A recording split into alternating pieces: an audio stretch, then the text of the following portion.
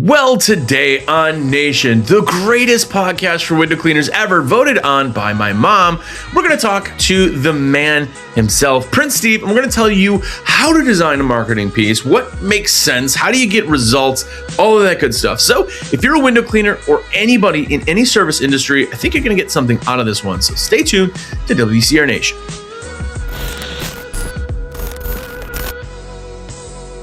What's up, everybody? Jersey here from windowcleaner.com, and you're here. What is up? If it's your first time here, have a look around. We have literally hundreds of hours of content, and probably 10 to 15 minutes of it doesn't suck. So go back, watch and listen anywhere you can find podcasts, especially Spotify, because yeah, I like Spotify, and I'm a Spotify guy. So if you're on Spotify, follow and watch, listen, download, all that good stuff. It's also on YouTube. Also,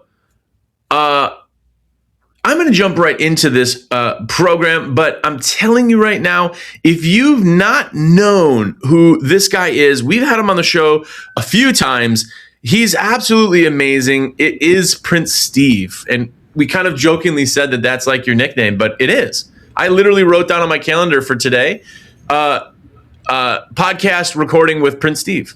So, see? I like it. It's good. It fits, right?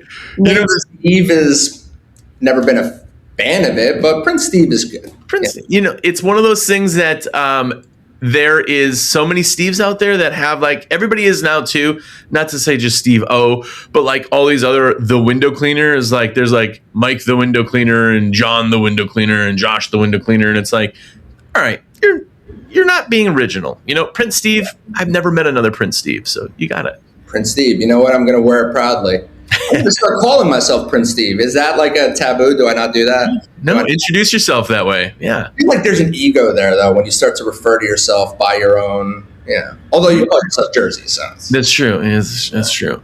It's one of those things that's kind of funny with Jersey is that I always know people that are in the industry because they call me Jersey. So like if I, you know, I was at Lowe's or something and somebody's like, Jersey, I know they're a window cleaner because nobody else calls me that in my other life, you know? So it's kind of nice. You kind of differentiate that, and then you can pretend to know people. Yeah. Although sometimes you don't want to know people or be associated with them, which took me some years to break out of one of those things that ended up happening. Yeah. Because I was synonymous, you know. I mean, I never heard, and I fell into that. I thought you guys were, you know, best. I love him to death. But it was him and Steve. Yeah. You know, because he kept going into the industry. Every time somebody sees you, they go, "Oh, where's that other person?" And you're like, "Yeah." Well, yeah. Sometimes that happens, and you didn't even have anything to do with it either. It's just, you know, you're associated that way. But I'm here today because of that. So there you go. Funny thing with Chris and Alex is that's the other thing too, is nobody knows who Chris is or who Alex is. They just call each other the same name. Every single time I've ever been around them, somebody's like, "What's up, Chris?" And he's like, "That's Alex, actually." They don't even correct them anymore because they don't look anything alike, but there's this weird association of like, they somehow have to be hanging out all the time. So yeah. I don't think that they look alike, but everyone has a different. Not at all. And Chris is like 40 years older or something. You know, Chris is old. He's up there. People don't realize the dude's like 67 years old. Yeah. But he's healthy, so. Yeah, you know, he looks good for his age, a guy his age. You know, after that hip replacement, he's done really quite well, you know, but. I'm actually embracing my inner Chris today with the white shirt. Nice. Now you just have to wear that every day for the rest of your life. And then I wore a tank top too to make sure that my nipples weren't showing, because I don't know if you've noticed, you can usually see Chris's nipples. Yeah, well, that's what I was hoping. I keep looking at yours, and it's disappointing, actually. It's cold in this garage. I was worried about that because I'm in the garage right now. I'm not, you know, behind the desk, so it's a little cold. I'm like, I'm gonna have hard nipples on this thing. So. We've known each other long enough that I know I've seen your nipples a couple times. So, you know, I'm just saying, you know. But anyway, if people don't know Prince Steve and his nipples, Prince Steve has been in the industry forever, a long time. But I always kind of joke about Prince Steve. You do so much more than kind of print. So I wanted to pick your brain on kind of the marketing side. I literally and always find people making these disgusting marketing pieces and they're like, they're great. Because if you design something, you think it's amazing, obviously, otherwise you would have changed something. And that is the biggest downfall for this stuff that people post and go, what do you think of this? And it looks like a Phil Alexander type picture. And you're like, I can't even tell what you're trying to say. I've spent more minutes reading this thing than any other human will do. Like, this didn't convey a message. I don't feel like I should buy anything. And they just hit it. They foul the ball so hard that I thought, well, I'm going to talk to the smartest guy I know and see kind of what you think in this stuff. And to kind of just jump it off, I kind of want to find out from you, like, what is the goal of a marketing piece? Because so many people put this stuff up and they literally write a book. And I'm like, it breaks my brain and hurts because it's not a marketing piece at all. You're trying to like sell somebody something through marketing piece. But what do you think marketing, like a good marketing piece is? That's a very good question. Well, from a design standpoint, I have to say from the design standpoint, unless you are a professional graphic artist, you should not be designing your own stuff. Let's just get that out of the way. There is so much good free design stuff that you can utilize, templates out there that you can utilize for your small business that will give the impression, it will give the optics that you are an established, trustworthy business. Yeah. And there's some sort of like ego thing where people don't want to use templates a lot of the time and they have to just make it there themselves. And Josh, I'm going to be honest, I'm going to make up the number, but I would say maybe 2% of the time in my history in this industry have I actually said like, oh, that looks pretty good. Yeah. You did a good job. Don't do it. Don't do it. You want people to spend their hard-earned money in this economy on your services, which, let's face it, sometimes they're elective services. People don't necessarily need to pay for a professional window cleaner or, so like you want them to spend money with your company, at least give them the impression, even if you're a one-person business who just started, you could still brand yourself like $1 million company that is licensed and insured. I don't think people give a crap about that. Everyone puts it on their pieces. Like, they're going to assume you're licensed and insured because you're a professional business and your marketing piece is professional. Yeah. People put licensed and insured on their yard signs. And it's like, it's filler. It's filler. You don't need that. As long as it's not Steve's Window Cleaning in Comic Sans font and one color and looks like an untrustworthy company, you don't need to waste valuable real estate on your yard sign for that. So design, stop designing your own stuff. A good marketing piece, it's going to touch on those pain points. Like, why is somebody going to remember your company and think to call your company? Like, you have to capture their attention in 1 or 2 seconds with that pain point. Yeah. You know what I mean? Like, so your business card doesn't have a brochure on it, doesn't have a paragraph on it, doesn't have 19,000 bullet points because you happen to do all these little things. And, people think that they read all that. No customer is going to read your like, especially some of these raps and stuff where a car's driving on the road and there's 300 words on there. No one cares. And no one wants to read we make your windows sparkle, and you don't rhyme. Don't be cliche. We're not making greeting cards. We're literally, not one of us is selling window cleaning. I'm selling, you get to go on the golf course on the weekend instead of clean your windows. Or I'm selling, your mother-in-law is not going to make fun of you for dirty windows. Or, like, that's what you're selling. The reason somebody's doing something, not like, like you said, licensed and insured, that's filler words. You're obviously, we clean the best windows. Yeah, no kidding. You're a window cleaning company. Yeah. You're losing the people will like put like in business for X amount of years. And sometimes that works. Like, there's an HVAC company where I'm at, and everyone knows them. They've been around forever. Their branding is ugly, but they do not change it because they are known in many counties around here. And they have, so like them saying, since 1947 or whatever it is, like, all right, that lends to it. I don't need to see that you're licensed and insured. I don't need to see like you're reliable subcategories of like what you're like. If you're an HVAC company, I'm gonna assume, I don't know. real estate in marketing, like on a marketing piece, is so super valuable, and that's one of the biggest like sins is just, oh, I have this space, let me convolute it and muddy down the message. Right now, straight up, a pain point in my life is snow, because I live on a half an acre. I have a really nice snowblower. That wasn't meant to be a flex. No. Tell us about your elevator, Steve. I'm the only man in my household. My wife is pregnant. I live on a half an acre, and it's a residential area. So I'm out there, and every single weekend it has snowed. And it's going to snow this upcoming weekend. And I've been out there spending 3 hours, even with my nice tools, taking care of snow.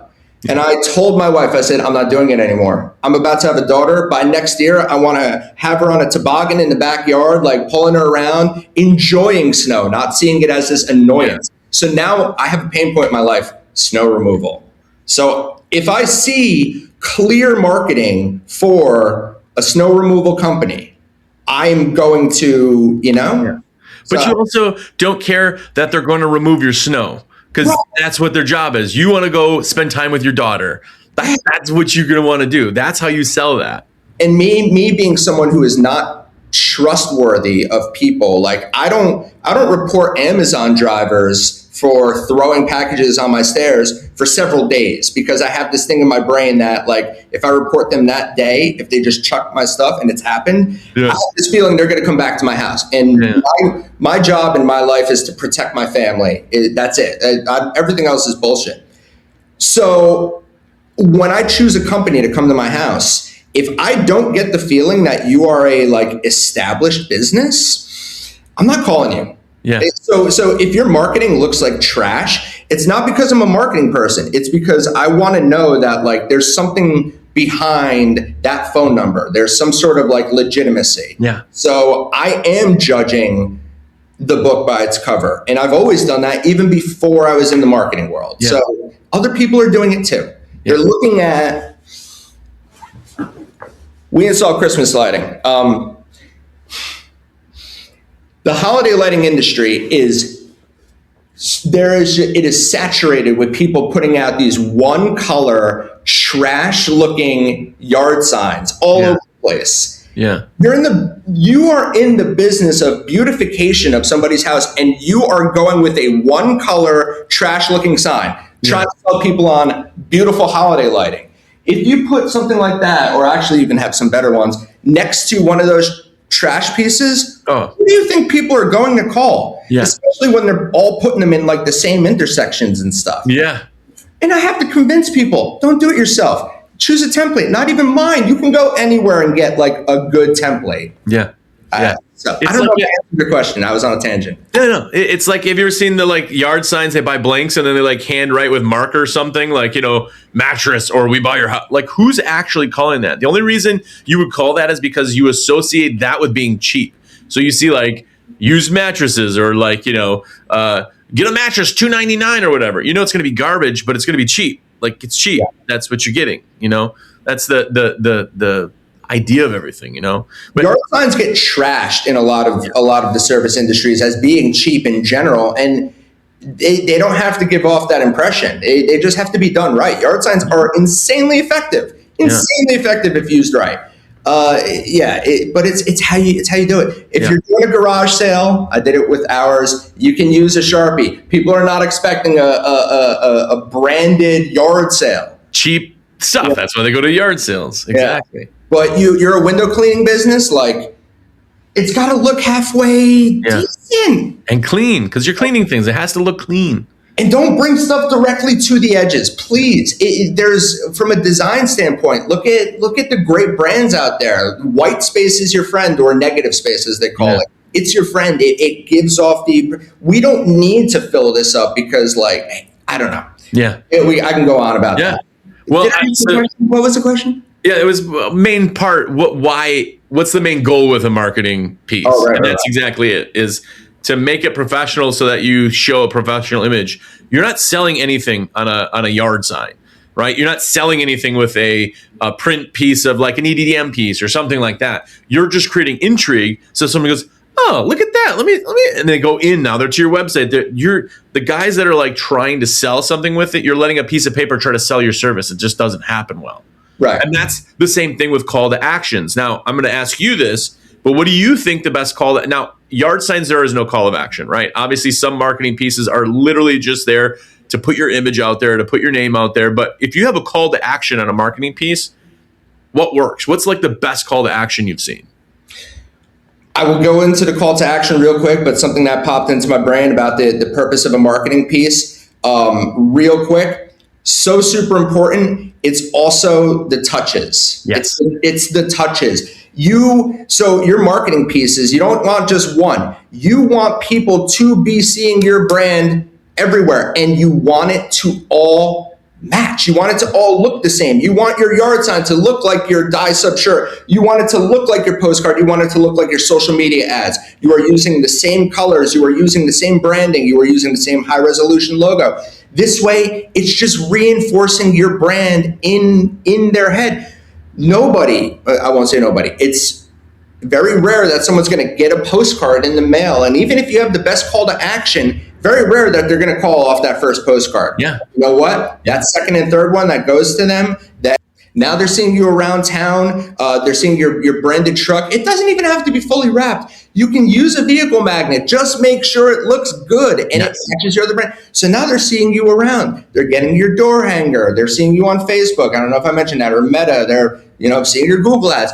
The marketing is all about just keeping your branding in their head so that even if they don't need you at that very moment, the second they do need those services for whatever reason, they think of you. It makes it familiar. Going back to that HVAC company, I've been seeing them my whole freaking life at this point. And when I bought a house and needed an HVAC company, guess who I called? Yeah. Them. Yeah. And guess who I don't use anymore? Them, because they're so expensive, but everybody uses them and they can charge that. So it's like, I'm the person who knows like other HVAC companies, but like everyone uses them and they're 10 times more expensive. So their branding, their consistency all these years, they're just making bank. Yeah. So, and then the call to action, I'm sorry, you're getting me fired up. I'm getting dry mouth. I'm excited. I like it. Because the reason I ask is because sometimes people put calls to action, they think like a coupon, or they try to be like, all these windows, 20 windows cleaned for $90 or something, and they're trying to be the cheapest, and they think that somehow is their call to action. But realistically, a call to action only works once they have enough touches to be confident, right? That cohesive advertising campaign everything has to look right. They have to get it enough where they're like, yeah, I'm going to call this guy, but what makes them actually call you? What triggers it in people? What have you seen at least that works?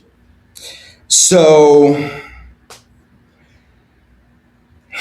this is a cop-out answer. Yeah. There is no correct answer. Right. I have my feelings, and I can talk about my feelings because, as you know, especially if somebody comments on this on YouTube or wherever, you're going to have 50 people say, this is wrong, this is right. 50 people say, no, this is wrong, this is right. Yeah. Because they're basing that off of their own experiences of what worked or what didn't work. And a lot of the times it's because they just kind of did things very wrong. Some people will say you absolutely need an expiration date on a coupon so that it's this like sense of urgency to like, oh, I have to call these people. Some people will say that percentages off doesn't work. You need to give a dollar number, or an add-on works better than any of them.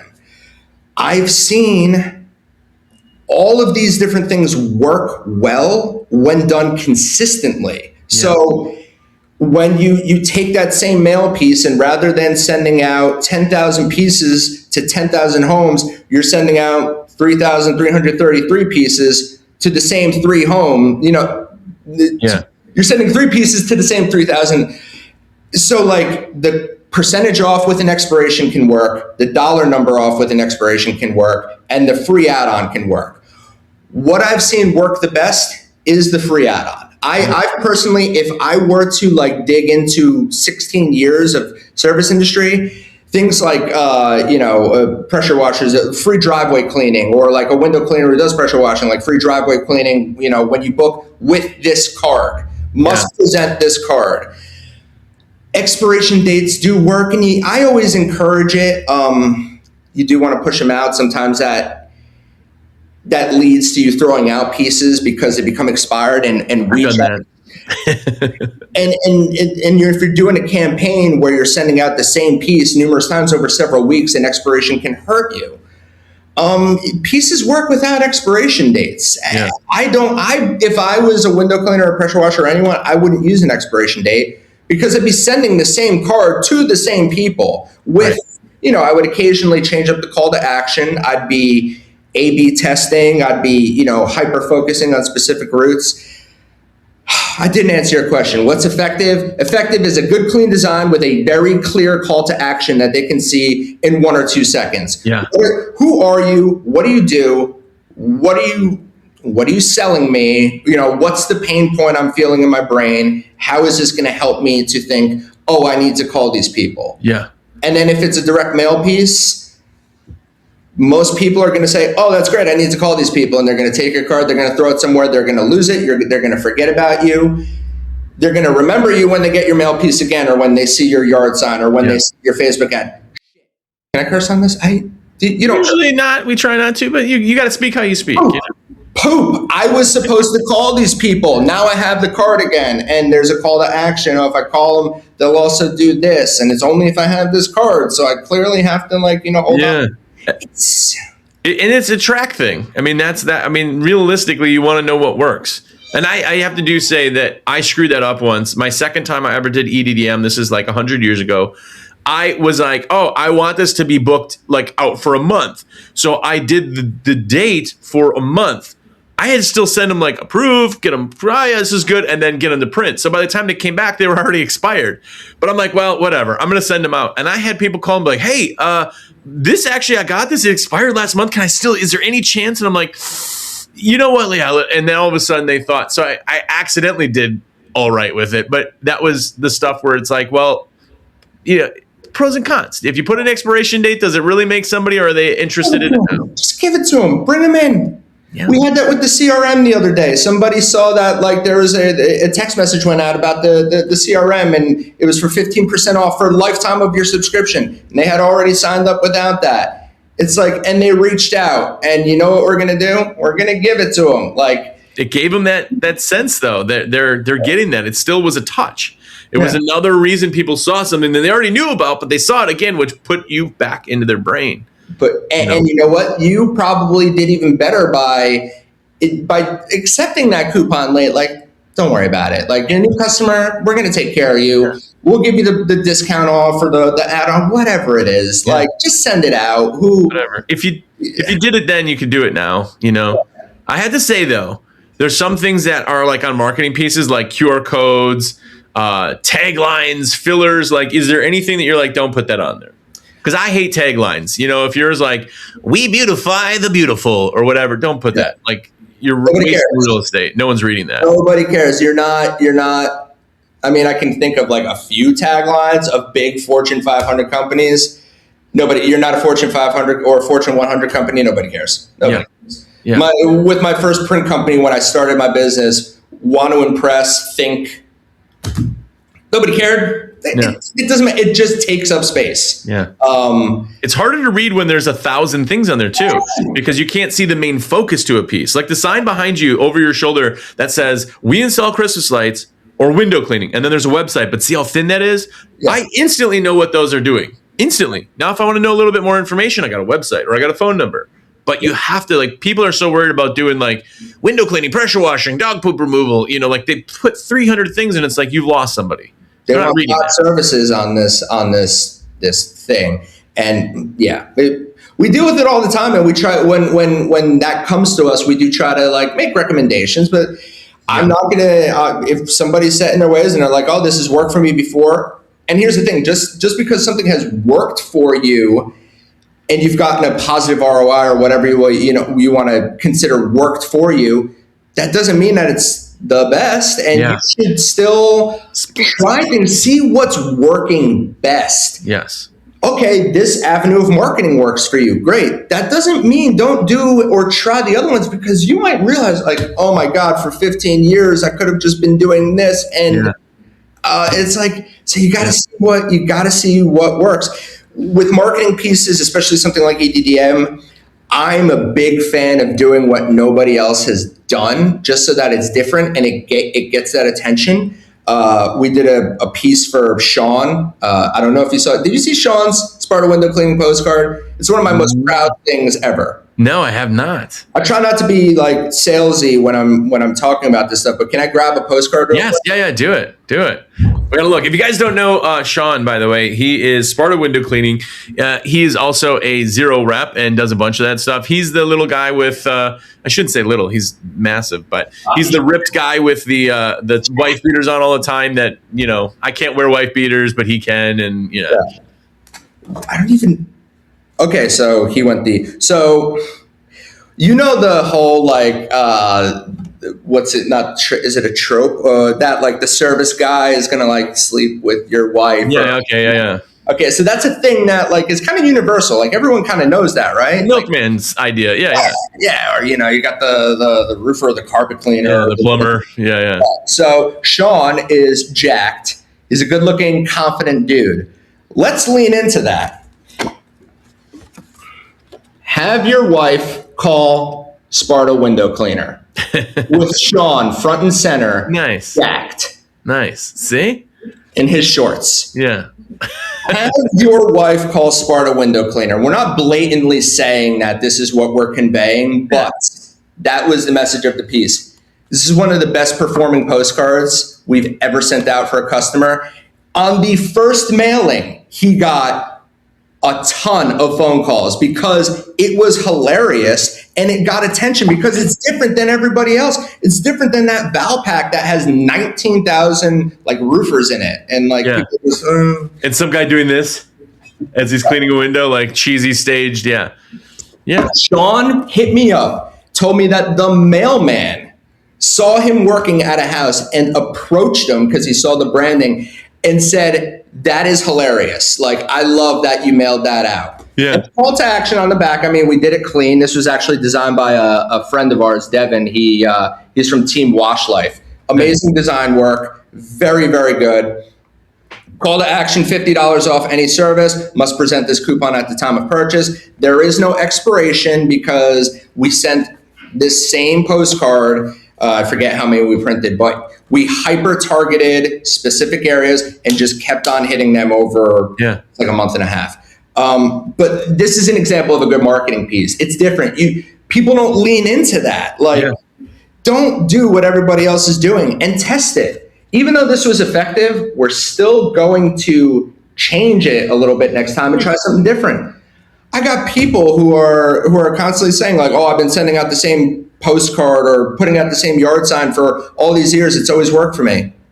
But can something possibly work better? Yeah. Maybe. How would you possibly know if you didn't try? Yeah. So you got to try. You got to start small. If you've never done EDDM or any marketing before, do not let any company convince you to spend a ton of money on your first shot. You've got to test it out. Different areas of the country respond differently to different messaging. Yeah. Politics, obviously. There's different mindsets. There's different times of year. There's different... the full moon for some people is a thing. I don't believe it, but it is. So like... They also think that everybody reads their stuff. Because they'll look and be like, "Oh, if I just send every piece out, that's 3,000 people will see it." Really? Okay, tell me this. Yesterday, 12 hours ago, when you got your mail, what was in it? You're like, there was the bill. No, you got marketing. What was it? What postcards were it? Nobody reads this stuff. That's where the touches come in. That's why EDDM works with 3 is because all of a sudden your brain goes, "That looks familiar. Stop and read it." It's the third time because your brain has seen the logo and the colors and the scheme and they've seen the trucks and they've seen some guy with a shirt and some guy was walking down when I was eating lunch and he was cleaning. And now all of a sudden, this looks familiar. What is this? Oh, window. Now they stopped and read it. Like, that's the biggest thing I think with marketing is people just assume. That's why when people write books, they're like, "Oh, no, I want them to know that, the 10th item that I actually do in service." Nobody's reading to the 10th item. They've looked at the first one, if even that. They're looking at the big letters. Like, you will get more people to call if your truck just says window cleaning and a phone number and email than it would if you have window cleaning, pressure. No one's calling you in the 7th service. Right. No one's reading. No one cares. Right. You got to make them care. Nobody cares. Yeah. And it's really funny. I look at mail because I'm in direct mail. I could not tell you who is mailing to me for the most part because my memory is kind of bad. But I will tell you, I know for 1,000% sure Anderson Windows, Renewal by Anderson, I think they're nationwide because they're like franchises, sends me a mail piece every single week since I've been living in that house for 2.5 years now. Yep. It's always Renewal by Anderson. They are so consistent, and that's the only place that I'm seeing them. I know Anderson Windows from the window cleaning industry, and I know that I need Anderson Windows, I think, because I've got an old house and it's drafty, but I don't see them anywhere else. I've never seen Anderson Windows marketed anywhere, but I get their mail piece so often. I know Anderson Windows. I know Renewal by Anderson. I know that their offer is to replace everything for $0 down and blah, blah, blah, because they're so wildly consistent. That's a case where I might occasionally read a little bit more what they're offering just because I kind of have no freaking choice at this point because they're sending me poop so often. Well, and then when you go to need Windows, what are you going to do? You're going to literally go, where is that? Well, I'm going to wait a week because I know I'm going to get and then you get it. You're already anticipating it. Yeah. You know? You bet your butt, no cursing. Even if something was expired and I have it in a pile somewhere and I see it and I call Troy from Renewal by Anderson, I'm going to be like, yo, I got this a while ago. I want to replace everything. Oh, we're not running that now. Troy. Yeah. What are we doing here? What are you doing now? I didn't get the newest postcard, Yeah. But how many times have you been to a friend's house and they got a postcard from somebody that's on the fridge and a magnet? It's well, when the time comes, I know I got their stuff.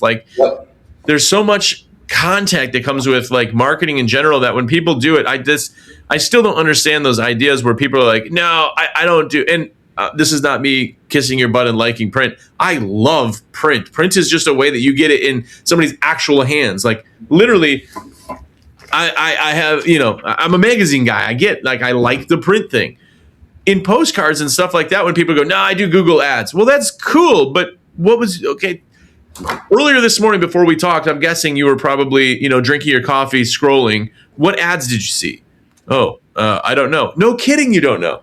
That's why you put it everywhere. You have to touch them in all these different places, no pun intended, but so that they actually remember you. They feel comfortable with you. And like you said, that one company that's everywhere and it's been around forever, the reason you already tried them or that anybody would try them is because they're like, oh, I see their trucks everywhere. Or their trucks are always the nicest wrapped ones. They got that cool little dog in the window or whatever. You've seen those on wraps, or the plumber who outside his window looks like he's sitting on a toilet. Those things broke the noise, made you focus on see what the company is. And all of those and their postcards and their website and their SEO and everything else go back to then what makes you actually call them. It's not, I sent a postcard out once and you go, all right, I sent 3,000 out. Even if I get 10% of them, I'll have 30 new customers. It's that's not how that works. Not at all. And you do it the one time and then you get no phone calls because whatever factor made it not great. And, EDDM doesn't work. It doesn't work. Don't waste your money on that. Blah, blah, blah, blah. Oh, I love that. I had a guy, real life, tell me that in my area, no advertisings work. My customers, they just don't do advertising. Really? Yeah. So your area in the country, which we also have 5 other window cleaners that buy from us in your area, but you're telling me that your one little city somewhere is completely against human nature. It's completely against the genetic makeup of humans and psychology. Is that what you're telling me? Or maybe your ad sucks. Just maybe. Which is the unappealing thing. People don't want to admit when they made a mistake or, they thought that, I can design this myself or whatever. It's an ego thing. It's a wanting to I figured this out on my own. I had no help from anyone. It's just use the tried and true methods. There's a reason why successful companies are doing these things in advertising. Trust me, they're successful. They know what works and doesn't work in that area. And unless that person, there is not a single thing ever advertised, they're 100% wrong. They just did it wrong. Yes. Coca-Cola they hire a marketing agency that makes all their ads. Yeah. The biggest companies anywhere do that. Because it's going to take me 10 times longer, and I'm going to pay myself, because my hourly wage is way more than I would pay, say, a designer, right? I'm going to take 10 times longer to do a piece that's 1/10 of the quality. It doesn't get anybody buying. I spent more on it, and now I'm going to waste a bunch of money sending that out or putting that out or buying it or printing it. If you could just get a company who's done it, we're not reinventing the wheel. We know this color scheme, whatever. This is a great place to start. You're always split testing, but you need a starting place. The idea and concept. I mean, you as being a designer, I know you're partial, but how much it costs to send something to a designer is literally costs nothing. It's like these people who try to do their own logo, and you see them and you're like, oh gosh, okay, so I see you took some art.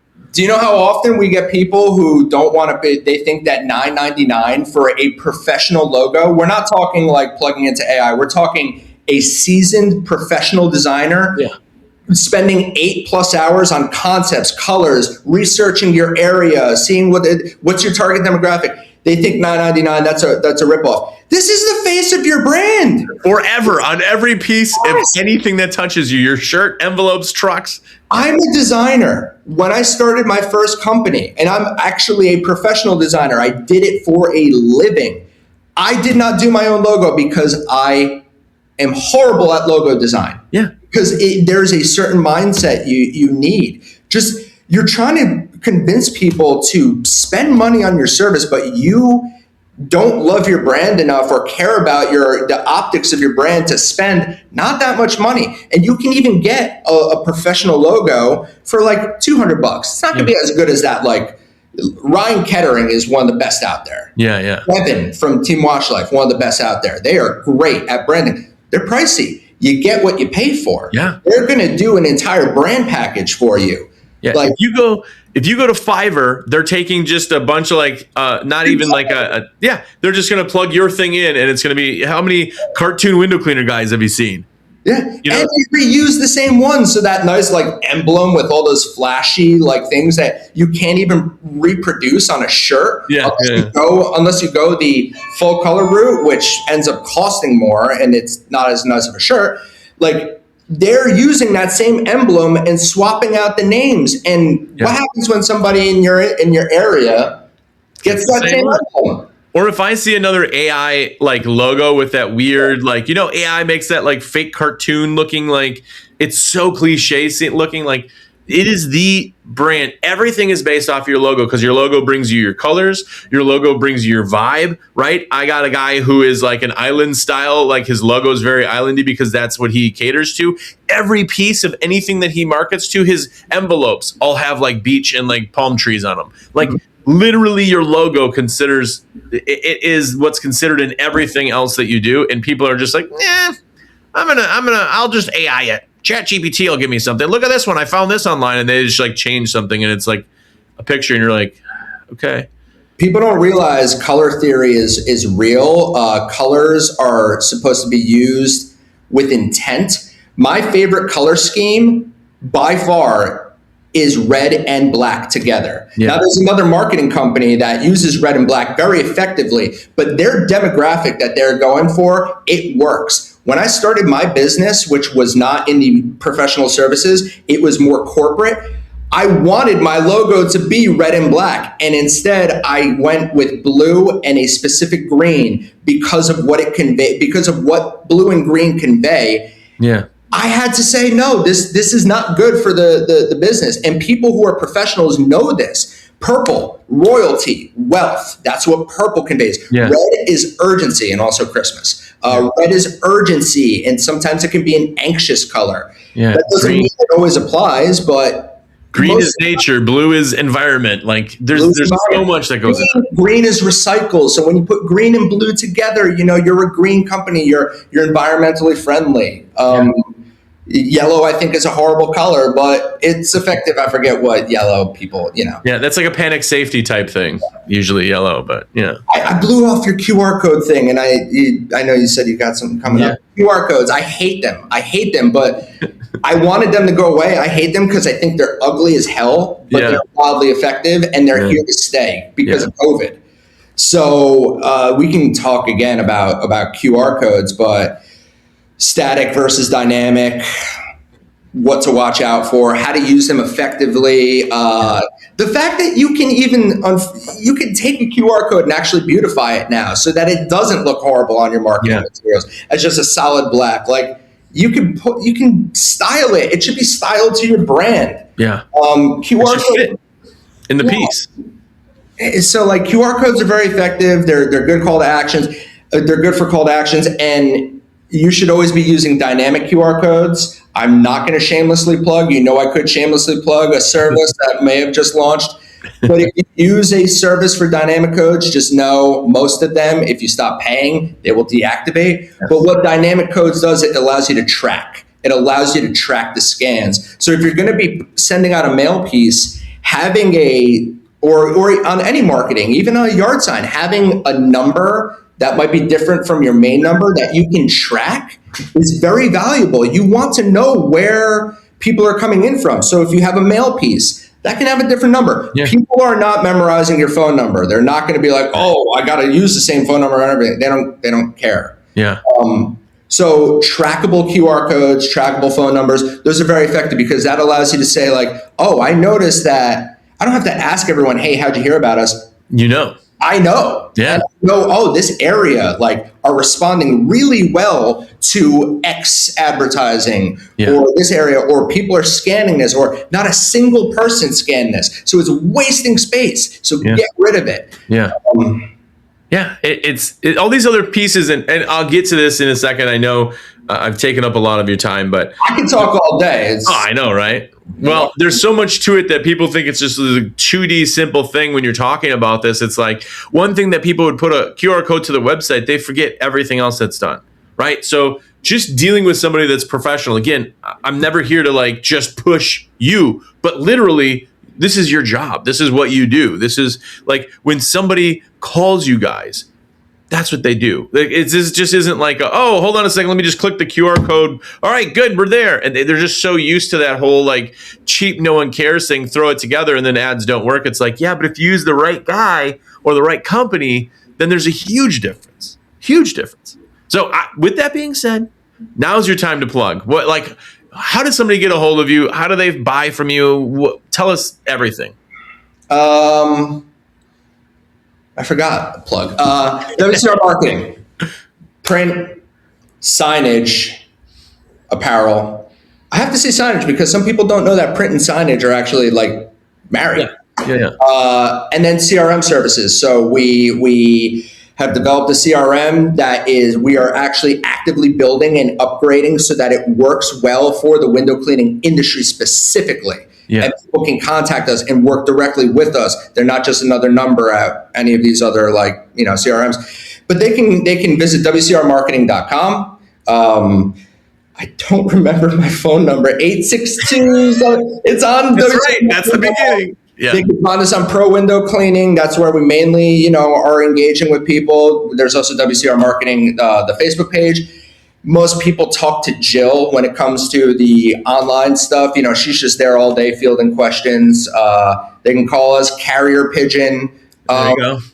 Yeah. And people don't know how much you guys actually do. They think that it's just like postcards or something. It's like, no. Yeah, it's everything. Every facet. Problem because my marketing sucks. My own personal marketing sucks because we're helping everybody else with it. Right. Well, even if there's something that somebody needs, they can literally call you. And I know you guys have sourced stuff that doesn't even exist on the website. So literally can reach out to you for anything. Because the print world, the products are very, very complex. One product, a postcard, could actually be 10,000 variations. And it's very difficult to put those on an e-commerce site, especially on a platform like Shopify. So it takes longer than just adding postcards to a page. So we're still active. We just added in polo shirts because we do polos, but we only had long sleeve dye sub and short sleeve. People are like, what about polos? And we actually have polos up there. Nice. So those just went up, and just hit us up. There you go. We're happy to just talk about stuff. We're never going to just only try to sell you. If you have an idea and you're working with another marketing company, Steve, is this a good idea? I might tell you, great idea, do it. I've done that many times. Or I might say, I would ask them this or spend a little bit less money because But still, window cleaning resource. We're a resource before anything else. That's why it took so long to build out things, because rather than volume and just selling people stuff, operating under this brand requires that the customer satisfaction is more than anything. So that means we are more interested in not having people say, oh, they just took my money and sent out 20,000 postcards and wasted. which happens all the time, unfortunately. It happens all the time, but we have this brand, it's not my brand, it's their brand, and we have to make sure that it's the best. It's all the same, Yeah. So we'll never have somebody coming out saying that, like, oh, they took advantage of me or gave me bad advice, because that's never what WCR is about. Yeah. So, well, good. And anyway, at any rate, I'm telling you guys, I talk about it all the time. Do call them. They're absolutely phenomenal. Steve is not only an incredibly attractive man, he's also very, very intelligent, no matter what Chris tells you. So give him a call. Also, if you guys know, I'm a rep for windowcleaner.com. So if you need anything, please do reach out to me, 862-312-2026. Some of us remember our numbers. Go ahead, give me a call. Let me know how I can help. But more importantly, design marketing. Now's the time to design your marketing and put that piece together. You have time now. Plan everything for the year. Do it all. But more importantly, until next week, go out there and be epic.